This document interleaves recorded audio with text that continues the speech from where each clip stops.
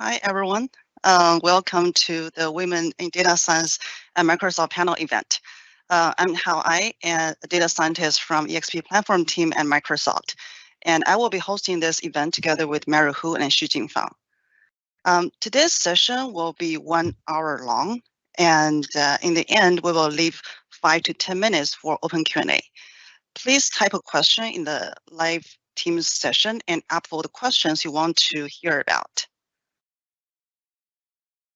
Let me first give you an overview of our Women in Data Science and Microsoft community. It started as a workshop at the spring 2018 MLS conference. Since then, we have hosted 6 community events and 8 consecutive MLS workshops. We also have mentor-mentee program, and now we have got more than 700 community members. Okay, now let me introduce the panelists to you. Today, we're very excited to have Inessa, Min, Richa, Wida, and Xue on the panel. They're incredible female leaders in experimentation and really look forward to the discussions today. Now, I would like each of you to introduce yourself to the audience and tell us about how experimentation plays a role at her work. Let's start it with Richa. All right. Hey, everyone. So I'm Richa. I'm a principal PM manager within the Office team in Microsoft. I think about my team as the people who provide data and insights to different Office products so that they can make our users happy, grow the business, and just make the world a bit more productive. So in terms of how I'm involved with experimentation, throughout my career, I've played different roles and different involvements with experimentation. So I've been a feature PM, I've been a data analyst PM within Bing, helping teams analyze their scorecards. I've been on the experimentation platform team, building some of the analysis and alerting capabilities. Been a product lead for metrics, building rich metrics, surrogate metrics. And now I feel like I'm kind of doing it all together in one package. So really excited. Next one, Widad. Widad, you're mute. This is going to happen a lot. Hello, everyone. My name is Widad Mashmoushi. I'm a principal data science manager at the experimentation platform at Microsoft. I've been in experimentation and metrics since I kind of started my career. I started at Bing as a data scientist working on online metrics for Bing, and then moved to the experimentation platform. And our team really runs experiments for all and almost every product at Microsoft.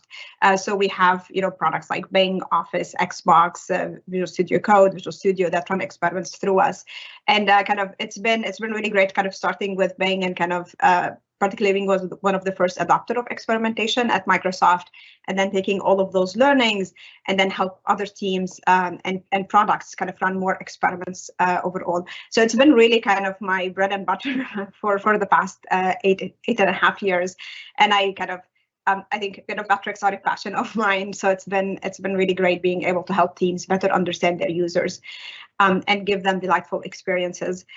One thing I want to highlight particularly about our team with the experimentation platform at Microsoft is that we actually deal with many different products. So really the challenges that we face is like, how do we build a scalable, trustworthy, reliable platform that could satisfy many products needs, whether they're consumer, whether they're enterprise. So it's really kind of the challenge is really about satisfying multiple needs within the same platform while keeping results trustworthy and reliable.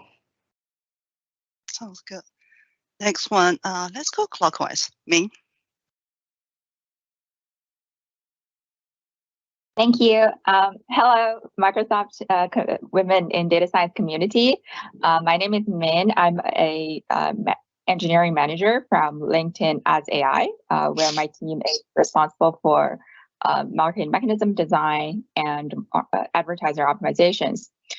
So prior to joining as AI, I was a researcher on the data science applied research team with specialty on causal inference and causal optimization. So essentially for the first 4 years of my career at LinkedIn, experimentation was the center of my everyday work.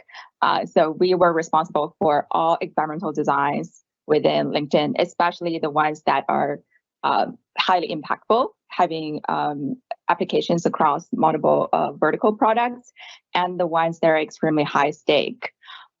So even now, as a manager of a data product team, we are still interacting with experimentation on a daily basis. So our culture is that we make experimental design part of the product design. So no product development will start unless we have a concrete experimentation plan. So very excited to share with the audience about experimentation at LinkedIn. Thank you. Thank you, Mi. Next, let's go with Inessa. Hi, I'm Inessa. I am a data science manager at Airbnb, and I'm currently leading the host development team. So we focus on helping hosts deliver great stays for guests by guiding and rewarding the performance. And before that, I spent more than 3 years on the marketplace dynamics team, where I worked on making Airbnb's marketplace more efficient for both guests and hosts. So both of these are product teams, and I have used experimentation on both of them to measure expected product impact, to better understand user behavior, and to guide product decisions. The way that Airbnb is organized is that we have this central team that maintains experimentation infrastructure, but experiments are run and analyzed by data scientists on product teams. So I spent a lot of time designing, setting up, and interpreting experiments. And especially the last several years, I spent a lot of time thinking about non-standard experimentation and thinking about the role of interference in marketplace experiments and collaborating with co-authors to publish on that topic. Thank you. Last but not the least, Xue. Hi, hello everyone. It's nice to meet you all, and very excited to be here. A little bit about me. I'm currently a data scientist at Twitter, and I work closely with the search and recommendation-based product teams. As a product data scientist, I collaborated with cross-functional teams to understand user behavior, improve our ranking models, and identify new opportunities to improve user experience. Prior to Twitter, I was an economist at Amazon, where I worked on designing the pricing and fees policies to help third-party sellers grow their business.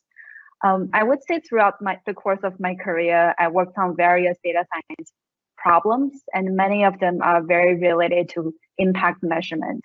And whenever possible, experimentation is considered as one of the most useful tools to learn about causal impact.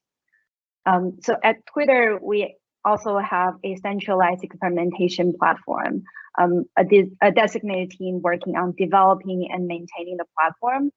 Meanwhile, data scientists from various product teams are also contributing to the development of things like experiment methodologies and new toolings to improve the velocity.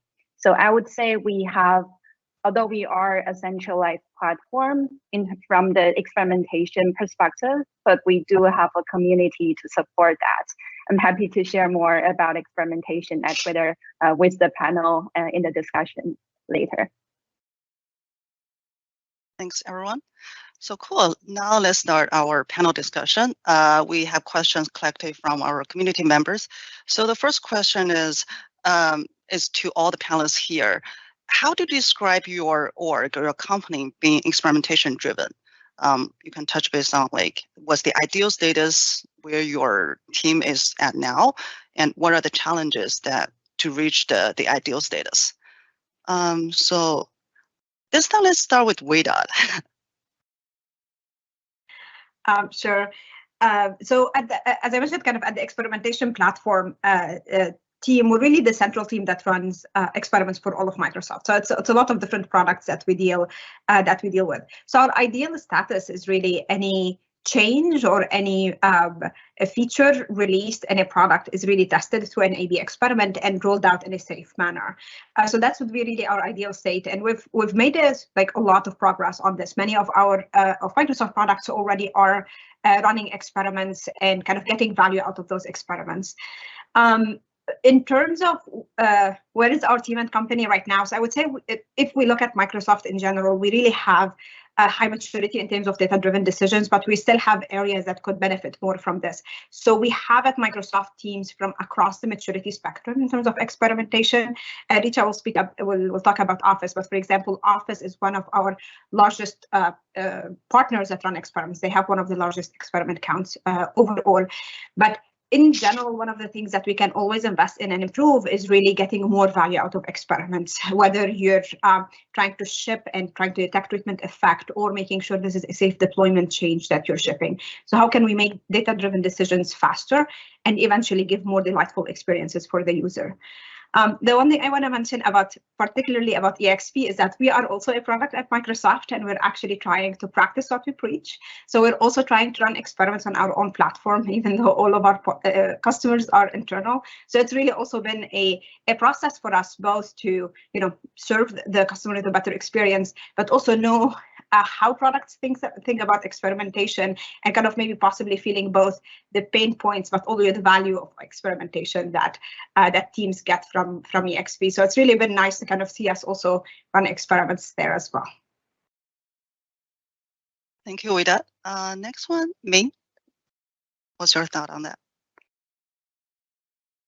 Thank you. So I would say LinkedIn is extremely metric and experimentation driven on multiple fronts. First and foremost, our culture. So our former CEO used to say, data and experimentation is in our DNA, and that, again, I'm also quoting our current chief product officer, which is data is at the center of LinkedIn, and LinkedIn should be a data-centric product.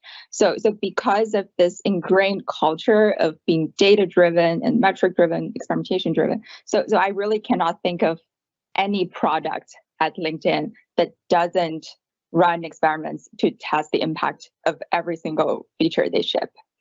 And then, so for those of you who are familiar with LinkedIn, it is a product composed of many sub-products. And in particular, we have flagship consumer products, which is the LinkedIn feed. And we also have multiple enterprise products that includes ads marketplace, job marketplace, learning, and sales solutions. So experimentation in the consumer world and experimentation in the enterprise world are very different. So in the consumer world, because we're a social network, so the majority of challenges are how to reliably measure impact in a social network and how to measure the impact of peer influence. So the experimentation team has a series of publications there. And in the enterprise world, most of the challenges would be how do you test with high power with such a small group of enterprise users, and how to test in a two-sided marketplace. So we have, again, a series of publication on marketplace experimentation and a variety of variance reduction techniques. And then coming together, like all of these methodologies are again built into centralized platforms. And aside from this experimentation platform, we also complemented with observational causal analysis platforms and causal optimization platforms. Thank you, Min. That's very good to know. Next one, we have Inessa. Yeah, I think that thinking about the ideal kind of experimentation-driven company, I think it's important for everyone in the company to understand what can be informed with experimentation, and then when that is possible to use experiments to answer questions. And so I think Airbnb is extremely, mature in the buy-in to experimentation. It's very kind of well understood that experiments can get causal estimates that you cannot get otherwise. And I think that right now the focus is really on how can we expand the space in which experiments actually can help us answer questions? So for example, variance reduction and, kind of do the best we can with the sample size we have. And when it's not possible, how do we how do we use more advanced methods to inform? So I think that, very similar to LinkedIn, we think a lot about the fact that we are a marketplace, and it makes some experimentation more difficult. That's something that I spent a lot of time thinking about, but obviously different teams have different challenges. In some subset we have, in some parts of our product we have much less power than others. And so right now the focus really is on increasing velocity and clarity. Excellent. Next one, Shia. Yeah, thanks. Yeah, I think definitely at Twitter, I would say experimentation is the heart of the product development cycle. Basically the same as Airbnb, LinkedIn, almost everything goes through experimentation, from very subtle UX or UI changes to ranking algorithm improvement, and even all the way to data center migration. I echo a lot with the idea state about experimentation as the panelist. Things like getting more value from experimentation, measuring more things faster with better accuracy, like ecosystem value is very important, and the social network content. I wanted to add one more thing about kind of the challenges with experimentation, especially at Twitter. I think one of the challenges that we face is how do we measure long-term impact through experimentation? We basically run many experiments every day, and most of them are very short-term due to the cost and various velocity considerations. So when you see a feature leads to positive experiment outcome, it does not necessarily imply long-term success. I think a good example here is push notifications for Twitter. It's actually very easy for us to send multiple nudges every day to boost our daily logins. But we all know that how annoying it could be to receive push notifications that are irrelevant or at the wrong time of the day. And just without proper thinking about these trade-offs, we can easily launch a very bad feature based on some rosy experimentation results. And to cope with that, we have developed new data science tools like statistical surrogacy model, and also combine that with product understanding to and also ran a lot of long-term learning experiments. But I would say there's still a long way to go, and there are many remaining open questions related to that. Thank you, Shia. Looks like there are some questions that's kind of shared across different companies. Last but not least, Richa. Right. So when I think of this question, I kind of think of what's the framework. Like if I were to think about a 5-point scale, and 1 being like people who are interested in experimentation but don't have that hooked up yet, and 5 being you're making literally every decision using an experiment, I'd say Office is a good close to 4. And a 4 in my dictionary would be most of our features are really behind experiments. They're behind some sort of a gate, so we know that we at least have safe velocity. But more than that, a vast majority of our experiments are also hypothesis driven. So when people start out with an idea of what is it that they're trying to improve, and they have ways to measure that. So first, I want to say that, if you look at a product suite as old as Microsoft Office, it is actually a huge challenge to get from this 0 to something like a 4.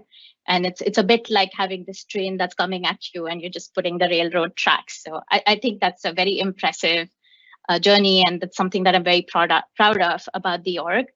So in terms of challenges, I would say kind of like what everyone else mentioned too. So metrics is going to be a huge part of it. And I like to sort of stress on how do you communicate to someone what the importance of having good metrics is. And I think of an organization as like a vast rowboat, and all the product teams that work on it are trying to row to get to somewhere. And your North Star, like whether that is long-term retention or making your users happy, that's the destination you want to get to. If you don't have good metrics on your scorecards that are sensitive, that act as good surrogates, you can have teams that are sort of just choosing their own local directions. They're just choosing their own destinations, rowing towards different places. And so as an organization, you're either not going to get to your destination, or it's going to take really long to get there. It's not going to be the most efficient route. So I think of that metrics investment as really a force multiplier of what gets you from a great place to, wow, like this is really democratized and everyone knows how to optimize for the right things and really leads to self-sufficiency.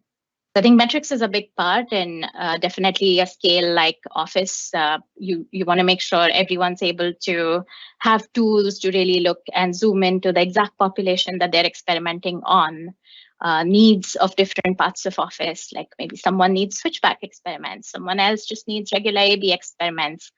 Those are met by the platform, and that's easy when we build new products to jump or to go from the 0 to 4 scale really rapidly. I think those are some of the challenges that I see for us. Great, thanks everyone for the input. So since we talk a lot about metrics, and that's mostly about like the metrics of products. So the next question is actually, how do you evaluate the impact of experiment and the success of experimentation culture? If you want to have a metric for experimentation culture, how would you do that? Let's start with this time. Min, can you go first? So a metric for experimentation culture. So I would think from 2 dimensions. First is the quantity, and second is the quality.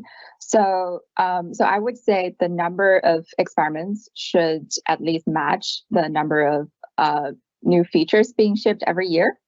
And then in terms of experimentation quality, I think this is where a lot of human curation needs to come in, because when you're designing an experiment and getting a metric impact, it's actually very hard to say whether this experiment is biased or not. Of course, we can put in checks such as AA tests in the platform. But sometimes, especially in social networks and marketplaces, the bias is very insidious. So you really don't realize there's a bias until someone looks into the methodology super closely. So which is why at LinkedIn, not for both experimentation and observational causal analysis, we have a committee that reviews experimentation quality. And I believe this is also a super important metric to track and see how the company is advancing on this front over time. Thank you, Mi. Next, Inessa, do you have anything to add? Yeah, I think that for me, from Airbnb's perspective, especially what's most important is making sure that experiments inform decisions, or the information coming out of experiments is useful. And kind of going back to Min's point, this does involve a lot of human curation.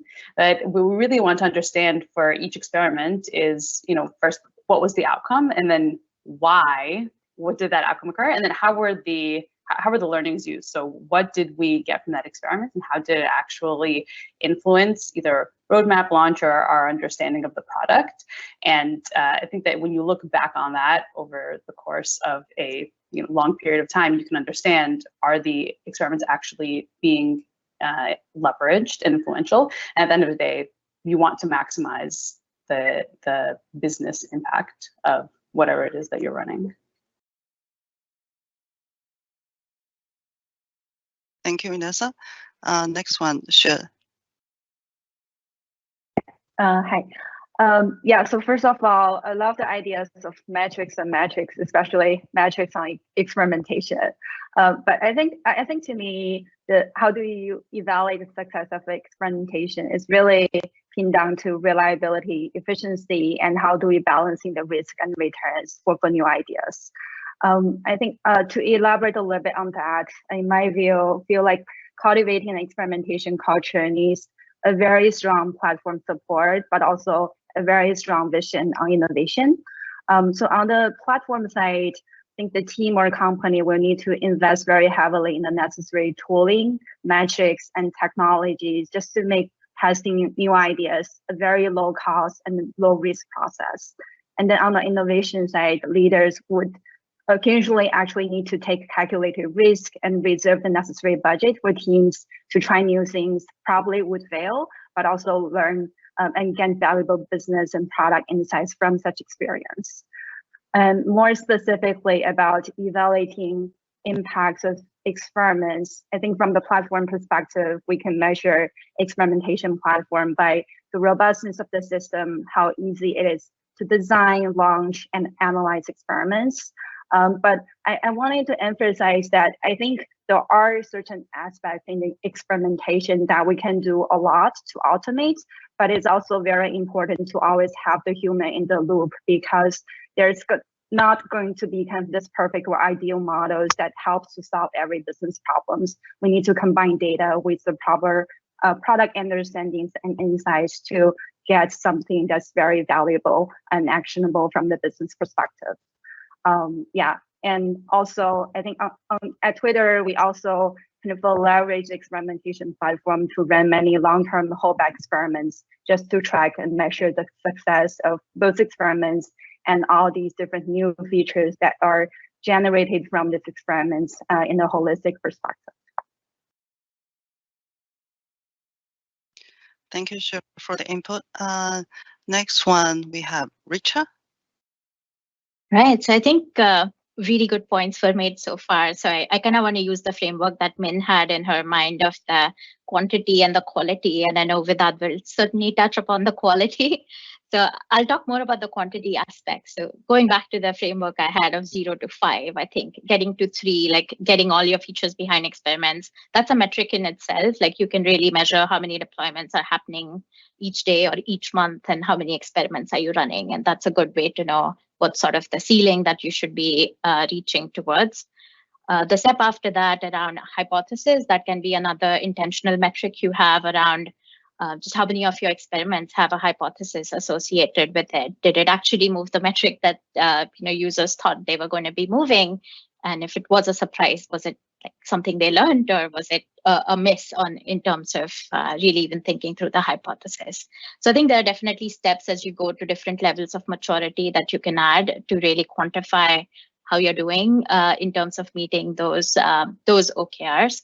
As I said, the force multiplier to me is really metrics, and that's what makes it a democracy. People can make their own decisions. So I think for me, another metric that I look at is just how many experiments that are running are people able to make self-serve decisions on versus how many do need that human element to it.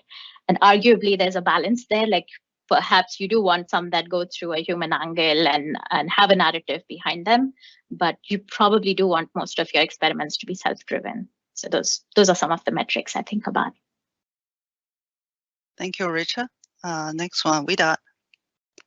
So I think these are all a great point. I just want to highlight one difference that I think came across that we also kind of tend to see a lot. So this is particularly kind of between my view and Richa's view. So we're the central experimentation platform, right? The way we measure our success is going to be different than the platform for a specific team or a specific product. So their experiment count or like the number of experiments that you run really kind of reflect how much is that organization is embracing a data-driven culture.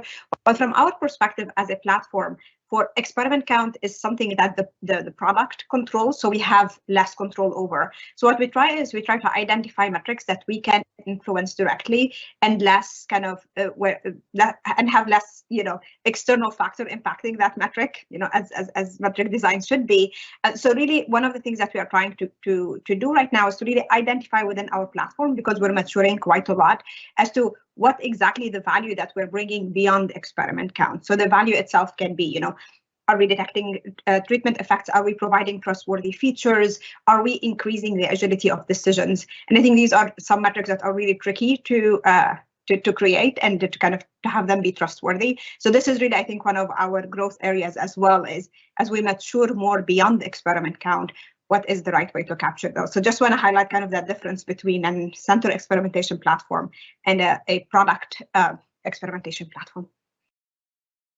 Thank you, Vida. So cool, we have covered like the high level questions regarding the experimentation culture. So next question, I think is more specifically on the experiment design or the infrastructure. So could you name a few aspects that you will evaluate in analytical space prior to building the capability to launch an experiment? So this one, I think this more likely to be a platform related question. So like Vida to provide your input. Sure. So this is an interesting question because, as I said, like we have many mature teams at Microsoft, but you also have teams at Microsoft who are not necessarily just ready just yet to start experimenting, mostly because they possibly are new products, or you kind of they really focus on that exponential growth that you get in the beginning. So we actually work with some of our partners as well, and there's a lot you can do to kind of in terms of analysis to better understand your product and improve the user experience before running experiments. We actually have a maturity model also around that, and I think one of two areas I want to focus on a lot is telemetry and metrics, and kind of maybe one more, and like kind of your customer journey. So really understanding how your user is using the product, mapping that journey through the product, any pain points, looking at your logs to identify that path and see where users are dropping off. I think this can lead to a lot of low-hanging fruit that you can identify of kind of where is the user getting stuck and where can you improve that user experience. If you're just looking at the data itself, looking at your telemetry, is it reliable? What's the quality of it? All of this will lead to better experiments being run later on, more trustworthy metrics as well. Thinking about what usage is, what is intentional activity on the product, what does success looks like. As you develop these metrics, you can, once you start running experiments, this is an easy translation to A/B metrics. Once you figure out the metrics you want to track over time, you can take them and modify them a little bit to be A/B metrics. So even if you're not ready for experimentation just yet, there's a lot that could be done around just understanding how a user uses the product. Are they doing when do they retain? When are they dropping off? Is my telemetry capturing all the events I need to measure everything I need? All of these investments will just make starting running experiments much easier once the time comes for it. Thank you, Widad. So the next question, I think this area is also mentioned by some of our panelists already. So sometimes when we talk about experimentation, we talk about like A/B testing, but A/B testing may not always be applicable, or it's going to be very challenging to implement. So are there any other options still doing trustworthy analysis? So this one, I would like to, Inessa, what's your thought on this?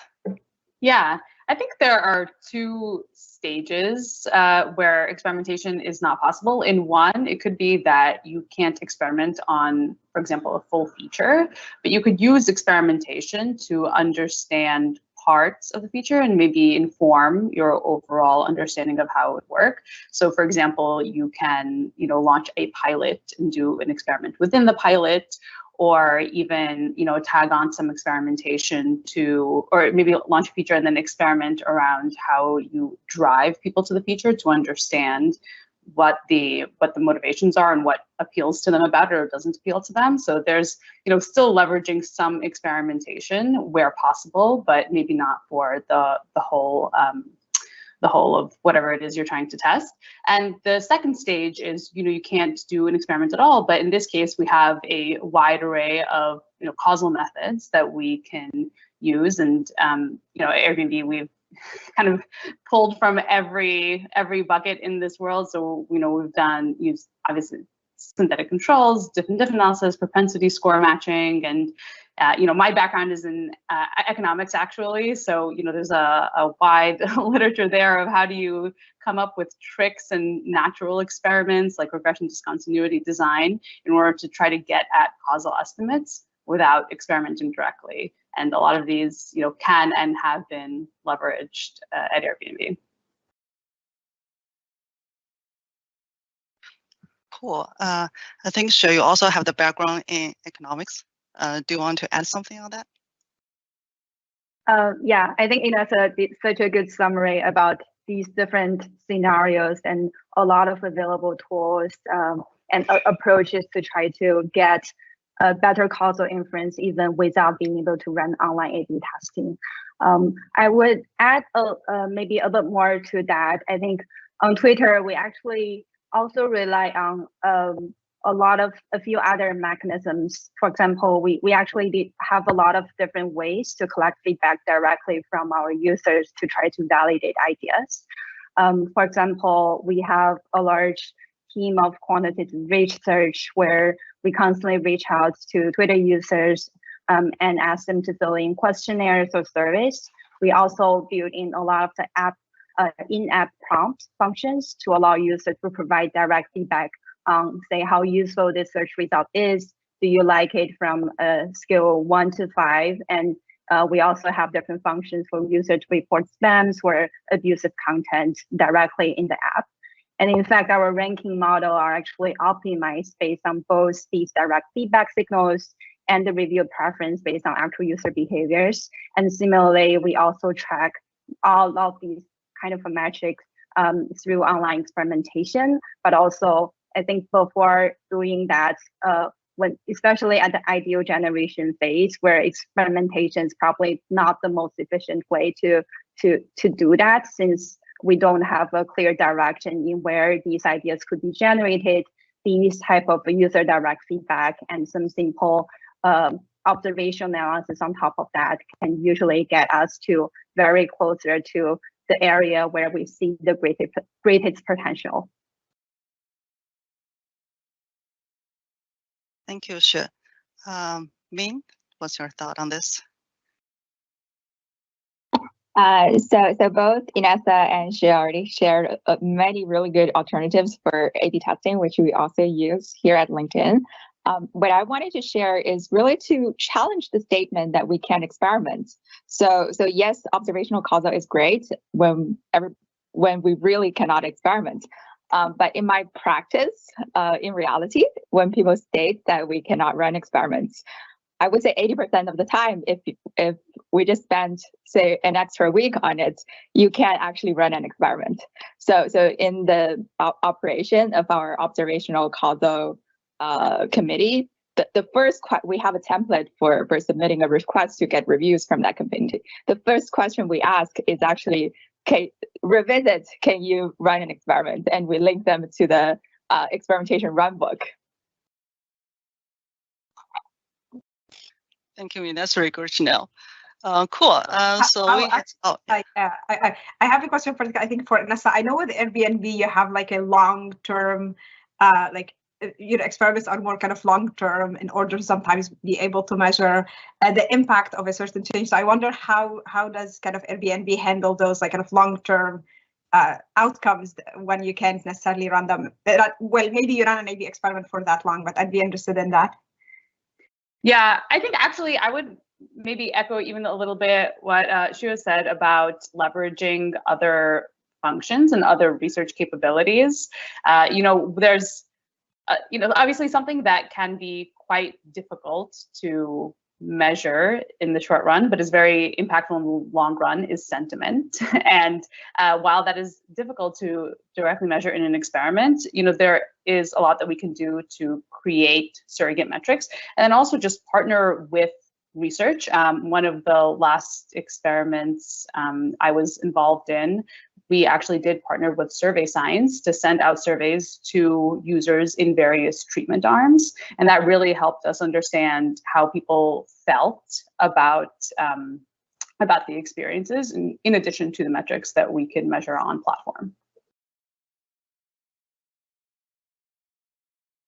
I just wanted to say that a bunch of us are smiling because we're still thinking back to Min's comment about how when people say they can't run experiments, very often they can, and that's just the theme that comes up a lot. So. Cool, thank you. Also here I see we have many of them. You are like managers. And so we would like to learn about like your experience transitioning from IC to a manager role. Are there any gotcha moments? Let's start with Rita. Should say probably like I'm a fairly new manager, so I'm still having my gotcha moments every day. So I'm sure the other panelists have to add more. But I'd say like one insight or one thing that I quickly learned is scalability is something that just becomes a crucial skill. I had this maybe very naive approach to like view of management that perhaps like you lose a lot of your IC work and you just do a lot more management work, and that's actually not true. Like you do keep a lot of your IC work, you also gain a lot of more IC work, and you do management. So it certainly puts all of the skills that you've learned on scalability to a new level of test. So I think that was an interesting insight. But the second one I'd say, which was something I didn't expect and I was pleasantly surprised by, is I have been informally mentoring and managing folks, whether that's contractors, new folks, new hires. And a lot of the skills that you learn doing that does translate over to being a manager as well. And I do feel like I have a newfound gratitude to having that experience in my career where I did learn those basic skill sets. So, yeah. Cool. I didn't know that you were doing more IC work. Okay, cool. Next one, Widad. Sure. So I will contrast, I think, what Richa said. So I've been a manager maybe for 2 to 3 years now, and a lot of what I wanted in the beginning was also to keep my IC work, because I think it's also important to me. But one of the things that I also learned, and I really kind of take this to heart now, is that me being I'm an expert in experimentation and metrics, but there are other experts. If I am a manager for someone, there's no one else who's their manager. So kind of management, like as a manager, I'm the only person who can be that particular advocate for a specific person in my team. So now I kind of take that very to heart. And for me, because I'm the only person who can fulfill that role, I really prioritize any work around it. And I actually I think, in the beginning of my management journey, I used to think, oh, it's cycles. Like sometimes I'm just IC and sometimes I'm a manager. And now I've realized that, management is always constant. And then, sometimes it increases, sometimes you add some IC work, but kind of management is a constant. And I think it made me also feel better about how much I would like to invest in nurturing and growing my team. But I feel like, given that I'm the only person who can be someone's manager, it's really priority for me now kind of, and prioritize it over even other IC work. Thank you, Widad. Min, do you want to go next? Sure. So I'm also a new manager. So a lot of the transition experience is still very fresh to me. I would so I share many of the learnings from Richa and Widad. And one thing I would add is the biggest learning for myself was I really needed to be more patient with my reports. So when I was in IC, there were many moments when I was like, just working on one problem and, being really impatient and trying to learn as much as I can.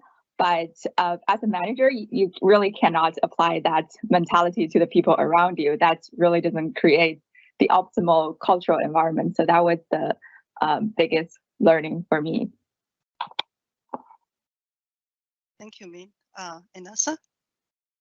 Yeah, I think I'm just going to echo what everyone else has said, because I think they're all great points. I'm also a recent manager, and maybe I'll just say what's the hardest thing for me. I think up until this point in my career, the instinct that you develop and get rewarded for is there's a problem and I'm just going to jump into the data and try to solve it. And that instinct doesn't necessarily serve you well once you change roles, and you have to learn to let go and let other people solve it. And that's not actually the best use of your time. I think that this kind of echoing the sentiment that everyone else has said, that I found it the most challenging aspect of the transition.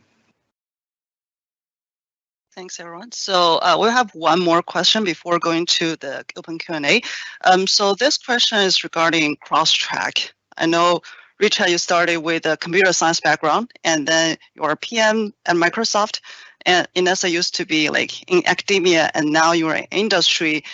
And she used to be an economic at Amazon. Now you are a staff data scientist at Twitter. So you're all like making some transitions in your career. So I'd like to learn like the experience transitioning from one track or role to another. Let's start with Xue. Thanks for the question. Certainly, I think I have been worked. I wouldn't say my career transition is as drastic as, for example, moving from IC to managers or moving from one industry to another. But I certainly worked at different companies, teams, and worked with and both kind of these transitions shared some have slightly different requirements and the roles and responsibilities for, say, economists versus data scientists. But I feel like in order to really cope with these type of transitions, one of the most important thing is really to understand the pain point of your team and the people that you are collaborating with, and know what is the most important problem to solve. I think part of that is also evaluating whether the problem that people come to you is a solvable problem, and if not, use your best kind of the skills that to help them frame the problem properly. And also, I think just in terms of kind of a both collaboration and understand different business contexts. One of the challenges I commonly see is people sometimes don't speak the same language. If you are talking with, for example, engineering versus PMs and even data scientists with various backgrounds, I think people would come with kind of a different priors or different skills. It's important for us to kind of understand where each other stands at, but also how can we jointly contribute to some common goals that we aligned on. And that, to me, that's kind of really the key to make sure, regardless like which kind of environment or roles and responsibilities that you are at, you can constantly add values to the team. Thank you, Xue. Next one, let's go with Richard. Okay. Yeah, so I would say like I've made two types of transitions in my career journey. The first one that you mentioned too, how is really going from an engineering background to PM. So quite transparently, it was something that I stumbled upon, and that when I graduated, I was interviewing for dev roles. I was very much interested in doing sentiment analysis and building NLP models, and this PM interview came along, and I had no idea that the PM role even existed in the industry, or certainly what the PM role is about. But I took a chance. I met the people. I liked what the role seemed to be described as, and I felt like, especially at that point in my career, it was low risk. What could go wrong? I would try it for 6 months, and I could go back to the research space if I didn't enjoy it. But I've been a PM my entire career after that, so clearly I did enjoy it. So in that sense, when I think of PM and being from an engineering background, I do think that when you have this mindset of these different disciplines, whether it's PM, engineering, data science, design, so many more, they're all complementary to each other. So when you have this attitude of really we work together because each one of us has different strengths, and you respect people for what their strengths are and what they bring to the table. The part about whether you're a PM or whether you're a dev plays less importance. And certainly, I think as Shoy was mentioning, we do all speak different languages. And so there will be times when you need a translator, or you need to talk to the other person and figure out why are you on different pages. And quite often it's really more about the business problem at hand and what the current priority is. So I think that's been one transition that was quite challenging. The other part I would say about just moving around, different parts of Microsoft or in different companies, I would say the thing that has stuck with me over the time has been this book I read a long time ago. It's called An Astronaut's Guide to Life on Earth. It's by a Canadian astronaut, Chris Hadfield. And he talks about how when you're new to a role, you can either be a -1, a 0, or a 1. So 1 is obviously someone who adds value to the team. -1 is someone who is like distracting the team. They're randomizing everyone around them. And 0 is kind of in between, like you're not adding value yet, but you're not distracting the team. And like so often people start off trying to be a +1 right away. And what ends up happening is you don't know the context enough. You're randomizing the team and you're distracting everyone. So what I try to keep in mind is just how to be a 0 and how to be comfortable being a 0 for a while, and see how to add value in that new situation or that new team. Thank you, Richard, for sharing your experience. Inessa? Yeah, so my transition was from academia to industry, and after, so I did my PhD in economics, and after that I was a professor of finance for 3 years. And I would say that there's shockingly a lot in common between the two paths, at least in my experience, because you spent a lot of time trying to estimate what's happening and understand why and communicate that to other people, whether that be other people in the research community or stakeholders. But the one thing that was very different was kind of the animating force behind your work. And it was a little bit difficult when I actually made the transition. I was so used to thinking about what problems are interesting, what's interesting, that I was not necessarily focusing on what's most impactful or most important for the company. And when I finally started reframing the problem, so I was like, okay, what is the biggest, highest ROI, most impactful thing I can do? I found that everything clicked into place a lot more easily. And I actually found it a much more animating goal, because it's a little bit easier to understand than interesting, which is can be very vague. And I think that at the end of the day, that's kind of the common goal between all functions that you're working with and all your cross-functional partners. And so keeping that in focus makes everything a lot smoother and helps everyone find common ground. Cool.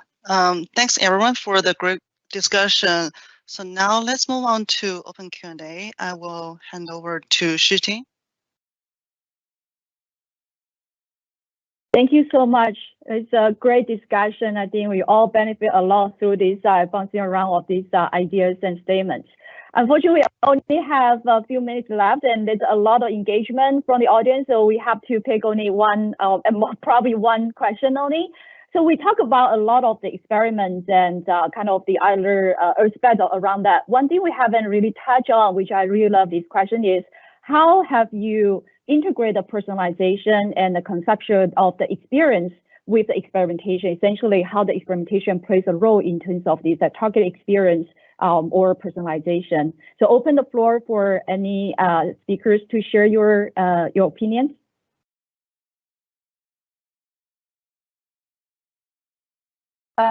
I can chime in on this question. I think this is a very interesting question, especially given that for Twitter this year, one of the major themes for Twitter on the engineering side is to do a lot of personalization in the ranking, but also in the evaluation process. So I think to me, personalization really means is how do we better leverage the signal that we have, and also in terms of the evaluation phase, instead of usually we look at the aggregate results in the online experimentation, it's important for us to cut and slice the data to really understand the heterogeneous treatment effect for different groups and what is the best model, the right granularity of the model and the right signal to feed into these models. But also in terms of evaluation process, we need to have basically a mutual granularity to match that in order to understand how these new features work for new users versus existing users. Do we want separate signals, separate modeling process in order to facilitate that?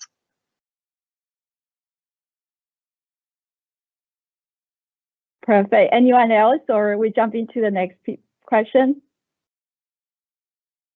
Yeah, I do wanted to say that because the targeting experience personalization is so much related to how to leverage the learning from the experiment, and also from the experimentation that we are able to extract the effect that is really targeted to a certain group of customers. So I think it covers a lot, and of course we're into a lot of the discussion.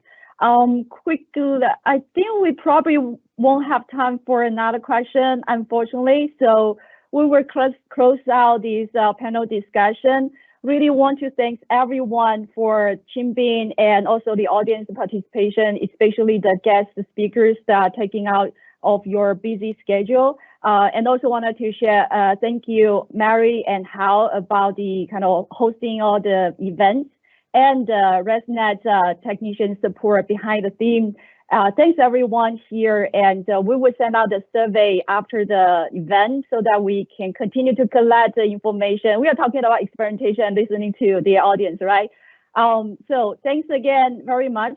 We would like to call it out quickly that next event is going to have our CVP, the data scientist CVP from CNI, Stephen Harrison, and is going to have a fireside chat on May 26th. So stay on tune with the upcoming events, and he's going to share a lot of the great experience and opinions, and as well as guidance around the kind of how the data scientists will be able to influence the strategic decisions. All right, thank you very much. Thank you everyone again, and have a great rest of your day. Thank you. Thank Bye. you. Thank you. We're off air now. Thanks everyone. This has been really great, and I hope we get to connect in other venues as well. It's been really great. Thank you for participating. Thank you all. Thank Thanks you, for having everyone. me. Yeah, It was thank you great so to much. be part This of was a this. great discussion. Yeah, hopefully we'll be able to get together and continue to have this discussion. Really benefits a lot. Absolutely. Yeah. Bye. Thank you. Much for joining us today. Bye.